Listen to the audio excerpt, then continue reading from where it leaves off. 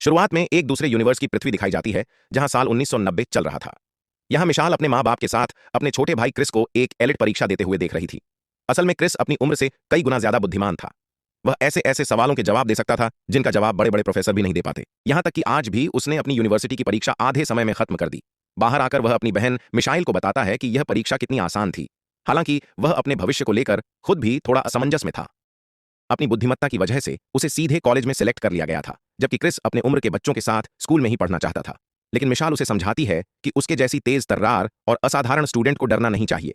एक दिन उसकी बुद्धि दुनिया को बदल देगी। बहन की बात मानकर क्रिस आखिरकार कॉलेज में दाखिला लेने के लिए तैयार हो जाता है।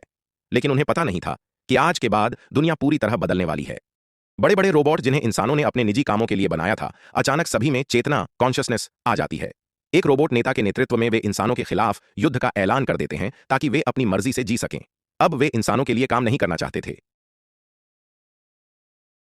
हर तरफ से खबरें आने लगती हैं कि छोटे से बड़े तक सारे रोबोट विद्रोह कर रहे हैं और दुनिया भर की सड़कों पर तबाही मचा रहे हैं। प्रेसिडेंट चेतावनी देता है कि अगर वे काम पर नहीं लौटे तो उनके खिलाफ आर्मी उतार दी जाएगी। लेकिन चेतावनी के बाद भी हालात और बेकाबू होते जाते हैं। इस तरह रोबोट और इंसानों के बीच युद्ध शुरू हो जाता है। क्योंकि रोबोट इंसानों से कहीं ज्यादा शक्तिशाली थे, इसलिए आर्मी भी उनका कुछ नहीं बिगाड़ पाती। लगातार 2 साल चलने के बाद जब इंसान हार के कगार पर पहुंच जाते हैं, तभी एक प्रसिद्ध वैज्ञानिक सब कुछ बदल देता है। वह एक ऐसी तकनीक विकसित करता है जिससे इंसान रोबोटों को हरा सकें। इस तकनीक का नाम रखा जाता है न्यूरो मशीन। इसके जरिए कोई भी इंसान एक डिवाइस के माध्यम से खुद को एक खाली रोबोट बॉडी से जोड़ सकता है और उसे अपने शरीर की तरह चला सकता है।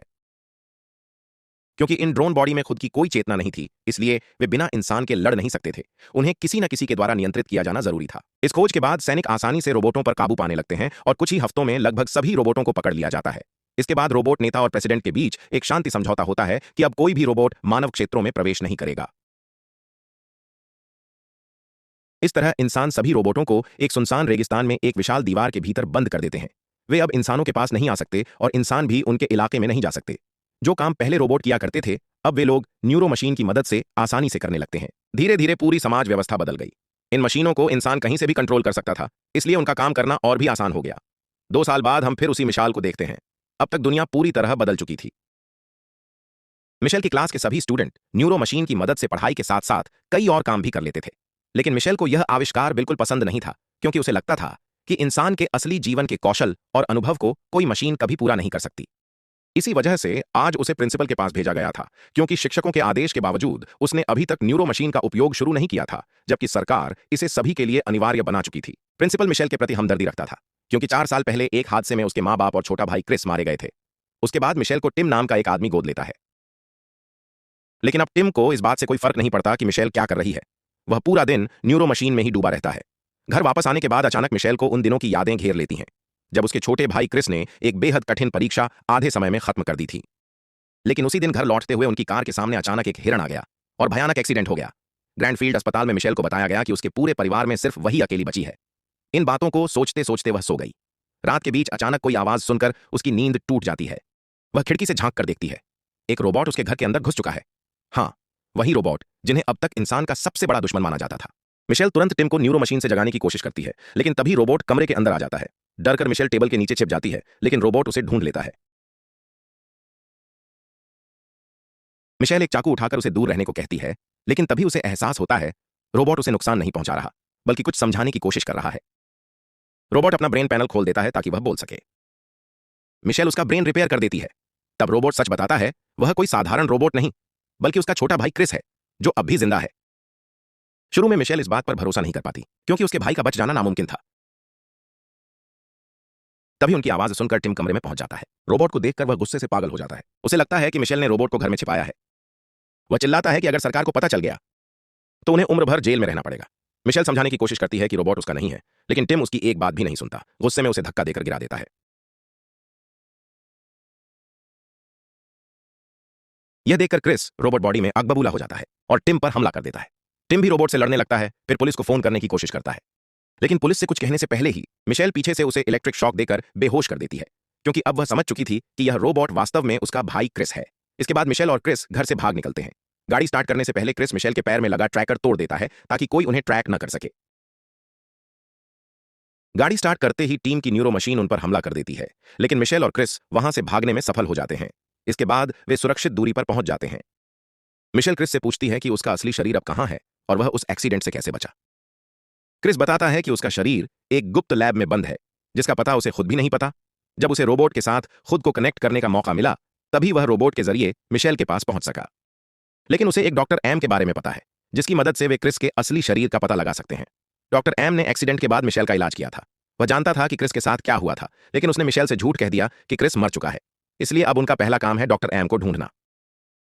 इसी बीच जेकिन अब एक रोबोट के साथ एक रिस्ट्रिक्टेड जगह में कैद है। यही वह जगह है जहां सरकार सभी रोबोटों को बंद करके रखती है और वहां इंसानों का प्रवेश निषेध है। लेकिन अपने भाई को बचाने के लिए मिशेल क्रिस के रोबोट के साथ उस जगह की ओर निकल पड़ती है। साथ साथ यात्रा करते हुए वे समझते हैं कि लोग न्यूरो मशीन की वजह से असली जिंदगी को बिल्कुल भूल चुके हैं। कई लोग तो ज्यादा मशीन इस्तेमाल करने से कोमा में चले गए हैं। दिमाग के अलावा उनके शरीर के बाकी अंग काम करना बंद कर चुके हैं। लेकिन मिशेल ने कभी न्यूरो मशीन का इस्तेमाल नहीं किया था। खैर, जब वे रोबोटों के उस रिस्ट्रिक्टेड जोन की सीमा पर पहुंचते हैं और अंदर घुसने का रास्ता ढूंढ रहे होते हैं, तभी वे देखते हैं कि एक ट्रक उनकी तरफ आ रहा है। वे एक बड़े बॉक्स के पीछे छिप जाते हैं। फिर वे देखते हैं कि किट नाम का एक आदमी ट्रक से नीचे उतरता है, लेकिन यहाँ एक गुप्त मीटिंग के लिए आया है। कुछ देर बाद वहां किसी आदमी का रोबोट आता है। असल में किट उसके पास मौजूद एक पुरानी एंटिक पिस्तौल बेचने आया है, लेकिन पिस्तौल हाथ में मिलते ही वह आदमी उसे पैसे देना नहीं चाहता, क्योंकि पिस्तौल तो उसे पहले ही मिल चुकी और किट चूंकि उसके सामने मौजूद है, वह उसे आसानी से मारकर भाग सकता है। लेकिन उसे पता नहीं था कि किट पहले से ही इसके लिए तैयार था। जैसे ही वह आदमी न्यूरो मशीन पिस्तौल तानता है, ट्रक के पीछे से एक रोबोट आकर उसे खत्म कर देता है। उधर बॉक्स के पीछे छिपे मिशेल और क्रिस यह सब देखकर हैरान रह जाते हैं। बुद्धिमान रोबोट रखना अब दुनिया में निषेध है, फिर भी किट के पास ऐसा रोबोट कैसे? रोबोट को नष्ट करने के बाद किट उसे धन्यवाद देता है। फिर वे दोनों मिलकर रोबोट को ट्रक में चढ़ाते हैं। इसी दौरान मिशेल और क्रिस पीछे से ट्रक के अंदर घुस जाते हैं ताकि वे रोबोटों के क्षेत्र के और करीब पहुंच सकें। लेकिन उन्होंने ध्यान नहीं दिया कि एक और रोबोट यह सब दूर से देख रहा था, जिसे बेस से मार्शल नाम का एक सैनिक कंट्रोल कर रहा था। वह किट के ट्रक को देखकर समझ जाता है कि मिशेल और क्रिस कहां जा रहे हैं। किट और रोबोट हरमान को लेकर जैसे जैसे ट्रक आगे बढ़ता है, मार्शल समझ जाता है कि उनकी लोकेशन ट्रैक हो चुकी है और उसे यह भी पता नहीं कि उसी ट्रक के पीछे मिशेल और क्रिस नाम का एक रोबोट छिपा हुआ है।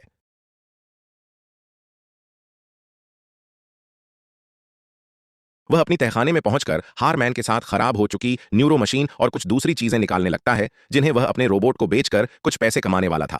तभी वे ट्रक के अंदर से मिशेल की आवाज सुनते हैं। फिर वह और रोबोट हारमैन दोनों मिलकर मिशेल और क्रिस को पकड़ लेते हैं। मिशेल उन्हें सच्चाई बताती है कि उन्हें डॉक्टर एम से मिलने के लिए रिस्ट्रिक्टेड एरिया के अंदर जाना होगा जहां किट जा रहा है। वे यह सुनकर उन्हें साथ ले जाने के लिए तैयार हो जाते हैं। वहां किट उन्हें समझाता है कि वह जगह बहुत खतरनाक है, वहां इंसानों का जाना लगभग नामुमकिन है, इसलिए वह उन्हें वहां नहीं ले जा सकता। लेकिन मिशेल उसकी बात मानने को तैयार नहीं होती। वह कहती है कि उसे अपने भाई का शरीर ढूंढना ही होगा।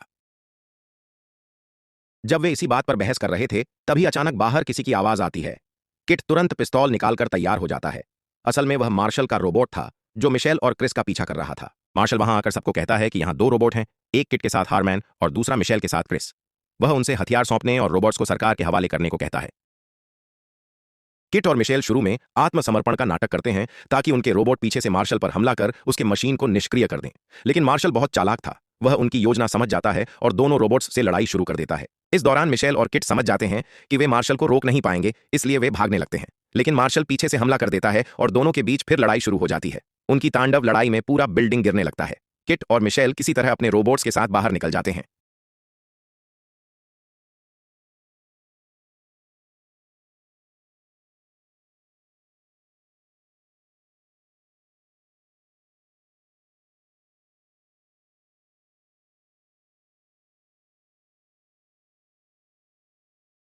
इसके बाद किट मिशेल पर बहुत गुस्सा होता है, क्योंकि उसकी वजह से मार्शल उसकी छिपी हुई जगह तक पहुंच गया था। मिशेल उसे बताती है कि वह यह सब अपने भाई क्रिस के लिए कर रही है और डॉक्टर एम से मिलने के लिए रिस्ट्रिक्टेड जोन में जाना ही होगा।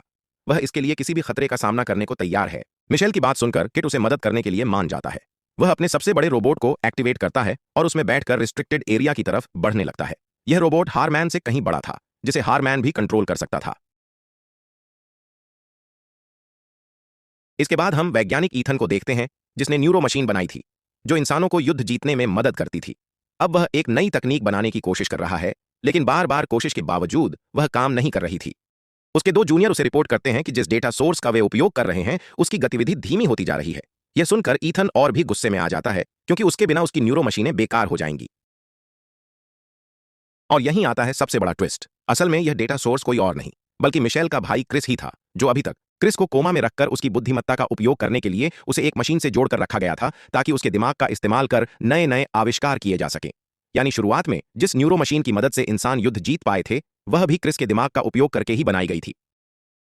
लेकिन चूंकि क्रिस उस तकनीक का उपयोग कर एक अन्य रोबोट के साथ मिशेल के पास चला गया था, इसलिए ईथन उसकी पूरी ब्रेन पावर का इस्तेमाल नहीं कर पा रहा था। इसलिए जितनी जल्दी हो सके क्रिस के रोबोट को वापस लाना जरूरी था ताकि वह उसकी दिमागी शक्ति का पूरा फायदा उठा सके।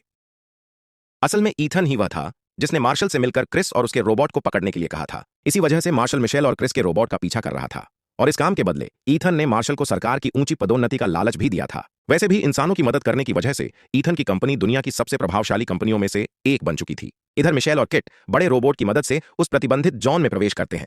अंदर घुसते ही वहां मौजूद रोबोट उन पर हमला कर देते हैं और दोनों को पकड़कर अपने लीडर के पास ले जाते हैं। यह वही रोबोट लीडर था जिसने युद्ध के समय राष्ट्रपति के साथ सौदा किया था। लीडर उन्हें बताता है कि कई बार इंसान इस जोन में घुसकर उनके हिस्से और तकनीक चुरा ले जाते हैं, इसलिए वे रक्षा के लिए हमला करते हैं, लेकिन उनका किसी को नुकसान पहुंचाने का इरादा नहीं होता।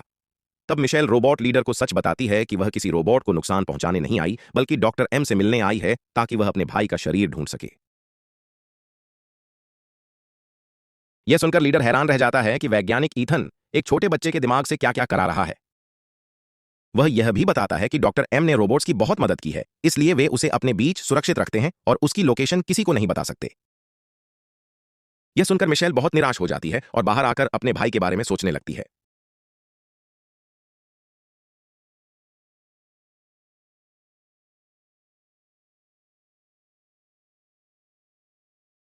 तभी दूसरा एक रोबोट उसके पास आता है और कहता है कि वह कभी डॉक्टर एम के साथ रहा था और वह मिशेल को उसकी लोकेशन के बारे में एक छोटा सा सुराग देता है। रोबोट लीडर भी वहां आता है और मदद करने के लिए राजी हो जाता है क्योंकि डॉक्टर एम खुद क्रिस के रोबोट से मिलना चाहता था। फिर वह उन्हें डॉक्टर एम की सुविधा फैसिलिटी की ओर ले जाता है, लेकिन उन्हें यह पता नहीं था कि मार्शल की न्यूरो मशीन उनका पीछा करते करते यहां तक पहुंच चुकी है। कुछ घंटे ड्राइव करने के बाद वे आखिरकार डॉक्टर एम की फैसिलिटी में पहुंचते हैं, लेकिन देखते हैं कि वहां सब कुछ नष्ट पड़ा है। यह देखकर वे हथियार निकालकर आगे बढ़ते हैं।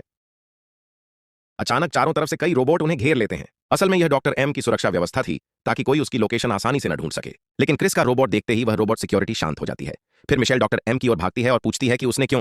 डॉक्टर एम ने मिशेल और बाकी टीम से झूठ बोला कि क्रिस एक्सीडेंट में मर गया क्योंकि इथन क्रिस के ब्रेन का इस्तेमाल करके न्यूरो मशीन बना रहा था और आम लोगों को इसके बारे में कुछ पता नहीं था। असल में जब इंसान और रोबोट के बीच युद्ध चल रहा था तब डॉक्टर एम ने क्रिस को खोजा। एक्सीडेंट के बावजूद क्रिस जीवित था। ऑपरेशन के दौरान डॉक्टर एम ने देखा कि क्रिस का ब्रेन सामान्य इंसानों से कहीं अधिक विकसित है। जब वैज्ञानिक ईथन को यह जानकारी मिली, उसने ऐसा मशीन बनाया जिसमें क्रिस को मारे बिना उसका ब्रेन इस्तेमाल किया जा सके। इस तकनीक से ईथन ने न्यूरो मशीन बनाई जिसकी मदद से इंसान रोबोट के खिलाफ जीत हासिल कर सकता था। क्रिस को यह जानकारी सामान्य लोगों से छुपी रही, इसलिए मिशेल और बाकी को झूठ बोला गया कि क्रिस एक्सीडेंट में मर गया।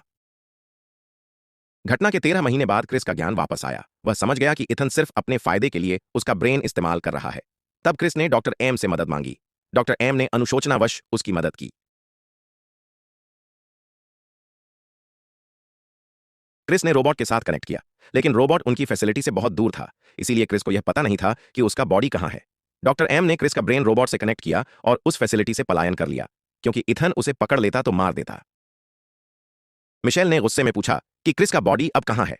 डॉक्टर एम ने बताया कि क्रिस का बॉडी इथन की सबसे सिक्योर लैब में बंद है और उसे मुक्त करने के लिए वहां जाना होगा। जब यह सब हो रहा था, बाहर मार्शल आ गया। अंदर प्रवेश करते ही उसने समझ लिया कि डॉक्टर एम ने ईथन के साथ विश्वासघात करके भाग लिया है।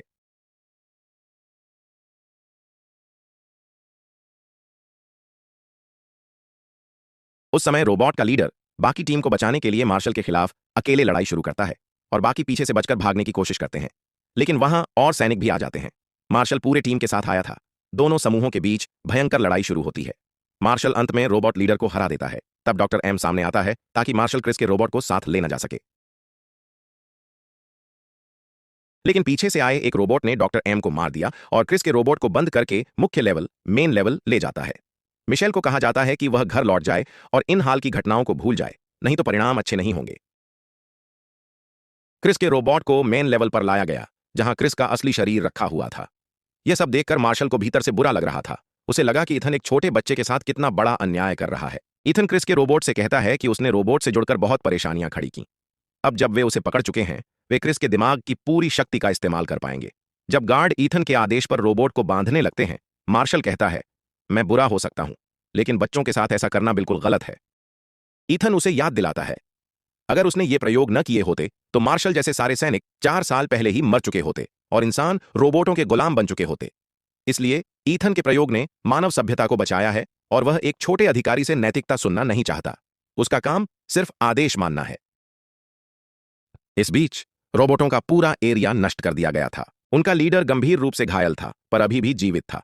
केट मिशेल को उदास होने से रोकती है। वह कहती है, हम सीधे ईथन की लैब जाकर क्रिस को बचाएंगे। वह बताती है कि कुछ रोबोट इंसानों से भी ज्यादा भावुक होते हैं। शुरू में वह खुद रोबोटों के खिलाफ लड़ चुकी थी, पर युद्ध के दौरान जब वह घायल हुई, हारमन नाम का रोबोट उसकी जान बचाता है। तभी उसे समझ आया कि सभी रोबोट बुरे नहीं होते। वे इंसानों के साथ मिलकर रहना चाहते हैं। वे दास नहीं बनना चाहते। वे सिर्फ अपनी आजादी के लिए लड़े थे। युद्ध के बाद केट ने हारमन को अपने साथ रखा और दोनों साथ काम करने लगे। फिर वे डॉक्टर एम के पर्सनल कंप्यूटर से पता लगाते हैं कि इथन ने कैसे क्रिस के ब्रेन को न्यूरो मशीन में बदलकर रोबोटों को हराया था। अगर क्रिस के दिमाग और मशीन के बीच का कनेक्शन तोड़ दिया जाए तो न्यूरो मशीन बंद हो जाएगी। इथन की पूरी तकनीक नष्ट हो जाएगी। इसलिए केट मिशेल और बाकी रोबोट आर्मी तैयार हो जाते हैं। वे जानते हैं कि इथन को हराने का एक ही तरीका है, क्रिस के ब्रेन को मशीन से डिस्कनेक्ट करना।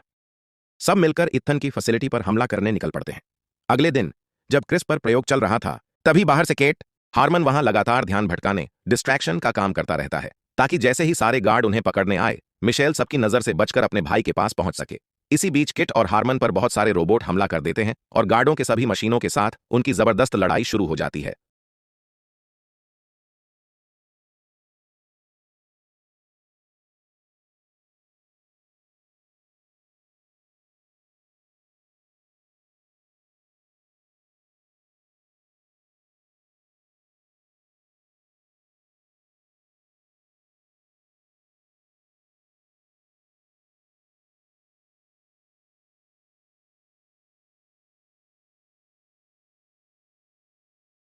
इधर मिशेल क्रिस के रोबोट वाले हिस्से तक पहुंच जाती है। दूसरी तरफ ईथन को जब पता चलता है कि बाहर बहुत सारे रोबोट हमला कर चुके हैं, तो वह अपनी नई खोजी हुई स्पेशल तकनीक को बाहर लाता है। एक विशाल रोबोट जिसे सिर्फ वही कंट्रोल कर सकता है। वह इतना बड़ा और शक्तिशाली था कि बाकी रोबोट उसके सामने कुछ भी नहीं कर पा रहे थे। यह हालत देखकर मार्शल फैसला करता है कि वह ईथन के पक्ष में लड़ाई नहीं करेगा, क्योंकि अब उसे समझ आ गया है कि वह गलत इंसान के लिए लड़ रहा था। उधर मिशेल अपने भाई के पास पहुंचकर उसके साथ एक डिजिटल दुनिया में प्रवेश करती है, जहां क्रिस बहुत उदास था। उसका शरीर भले ही काम नहीं कर रहा था, लेकिन वह कई सालों से कोमा में रहकर भी सिर्फ अपने दिमाग के जरिए दुनिया में बहुत विनाश का कारण बन चुका था। वह मिशेल से कहता है कि बाहर जाकर उसकी ब्रेन मशीन कनेक्शन को अनप्लग कर दे, ताकि वह मर सके और उसके दिमाग से जुड़े सभी मशीनें भी बंद हो जाएं। यही सब कुछ रोकने का एकमात्र तरीका है और इससे उसे भी मुक्ति मिल जाएगी। उसका शरीर वैसे भी काम नहीं कर रहा था और उसने अपनी आखिरी कुछ यादें अपनी बहन के साथ ही जी हैं, इसलिए अब उसे कोई इच्छा नहीं बची है। मिशेल उसकी बात मानकर बाहर आती है और उसके ब्रेन को अनप्लग कर देती है। ब्रेन डिस्कनेक्ट होते ही सभी रोबोट एक एक करके बंद होने लगते हैं। तभी रोबोट लीडर ईथन के पास जाकर उससे एक नया समझौता करता है। इधर मिशेल की वजह से अब तक पूरी दुनिया को पता चल चुका था कि कैसे ईथन एक बच्चे के दिमाग का इस्तेमाल करके इतने सालों से तरह तरह के गलत काम कर रहा था। मिशेल सबको बताती है कि कैसे न्यूरो मशीन इंसानों को और भी बेकार और निर्भर बनाती जा रही थी, जिससे वे असली जिंदगी से दूर होते जा रहे थे। लेकिन अब उसके भाई के डिवाइस बंद हो जाने की वजह से ये सारी मशीनें भी हमेशा के लिए बंद हो जाएंगी। अब लोगों को अपनी सामान्य जिंदगी में वापस लौटना होगा और रोबोट्स को भी आजादी देनी होगी, ताकि इंसान और रोबोट मिलकर समाज में साथ रह सकें। यहीं इंसानों और रोबोट्स की लड़ाई खत्म हो जाती है और इसी के साथ फिल्म का भी अंत हो जाता है।